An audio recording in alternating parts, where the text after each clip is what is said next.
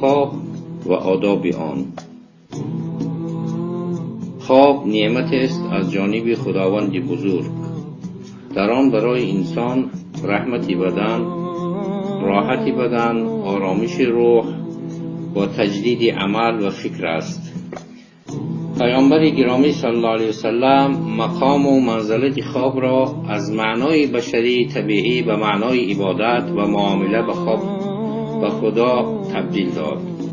و این خاطر وقتی که ما خواهیم که خواب بکنیم باید آداب و سنت‌های را که پیامبر گرامی صلی الله علیه وسلم انجام میداد بکنیم. اول اینکه باید بر وقت خواب برویم تا که بر وقت پیش از نماز بامداد بخیزیم. پیش از خواب باید طهارت نموده دندانهای ما را بشوییم. بستر خواب را خوب از نظر گذاریم که در آن چیزی ضرررسان نباشد. باید که به جانب راست در بستر دراز کشید، دست راست را در زیر سر گذاریم. سپس دعاهای پیامبر گرامی صلی الله علیه وسلم تعلیم دادن بخوانیم.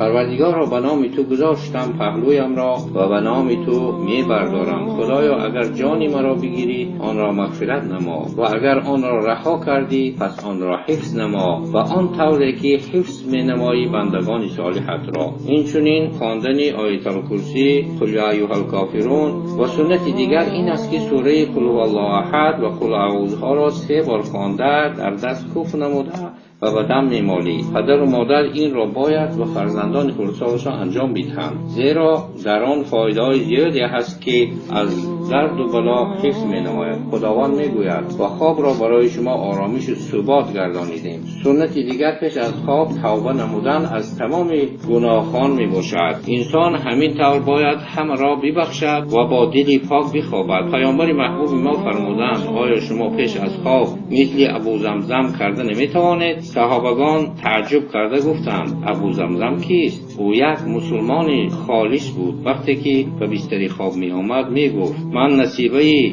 نفسم را برای هر مسلمانی که مرا آزار داد، غیبت نمود، بدگویی کرد، صدقه نمودم و همش را بخشیدم. این گونه بخشش انسان را وادار می کند که با قلب صاف پاک بخوابد.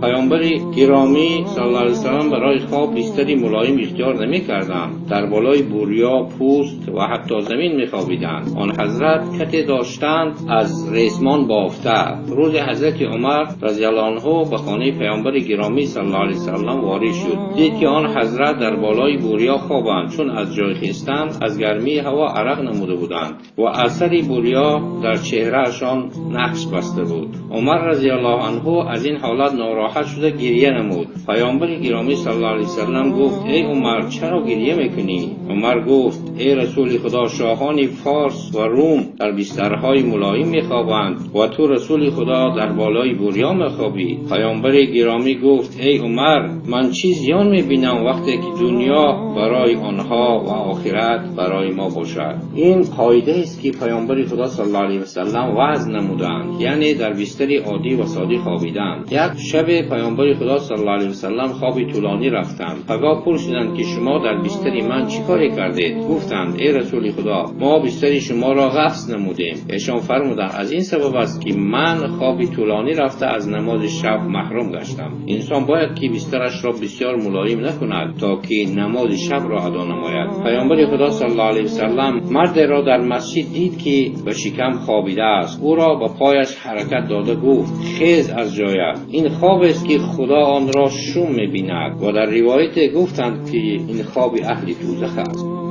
دیگری از سنت‌های پیامبر گرامی صلی الله علیه وسلم خواب قیلوله است. آن خواب اندک است که پس از پیشین تا که نماز شب را ادا کند انجام می‌دهد. پیامبر خدا صلی الله علیه وسلم خواب بعد از بامداد و خواب بعد از عصر را دوست نداشتند، زیرا خداوند در این دو وقت رزقها را تقسیم می نماید. بعضی از صحابگان نزد رسول خدا آمده شکایت نمودند که شبانه خوابشان نمی برد. ایشان این دعا را برایشان تعلیم داد.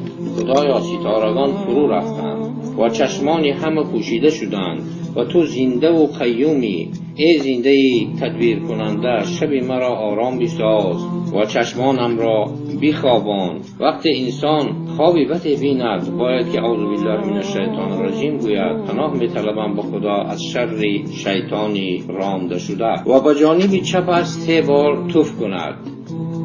یکی دیگر از سنت‌های مهم این است که باید مسلمان پیش از اذان بامداد بخیزد و پیامبر خدا صلی الله علیه وسلم خبر دادند که فلان کس تا وقت اذان بامداد میخوابد.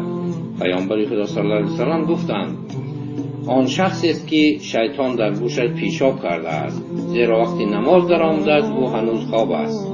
از سنت‌های دیگر پیامبر گرامی این است که وقتی از خواب میخیست خواب را از رویش با دستانش پاک میکرد و سپس میگفت ستایش خدای را که ما را زنده گردانید بعد از آنی که میرانیده بود و بازگشت ما به سوی اوست. ما و تمام ملک به اذن خدا صبح نمودیم. سپس دندانهایش را مسواک زده طهارت میکند و نماز میگذارد.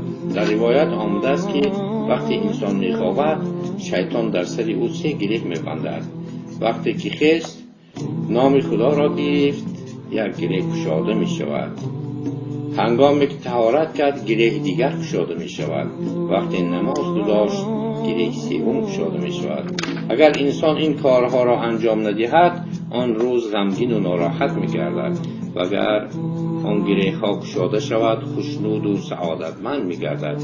انسان اگر این آداب و سنت های خواب را انجام بدهد خواب او مثل بیداری میگذرد.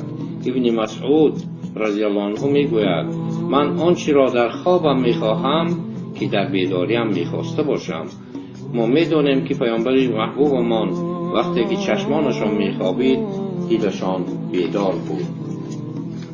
ما امید داریم که وقتی آداب و سنت های خواب را رعایت نماییم برای ما سر این بیداری عیان شود و خداوند دیدار پیامبرش را در خواب و همراهی با او را در جنت به ما نصیب گرداند.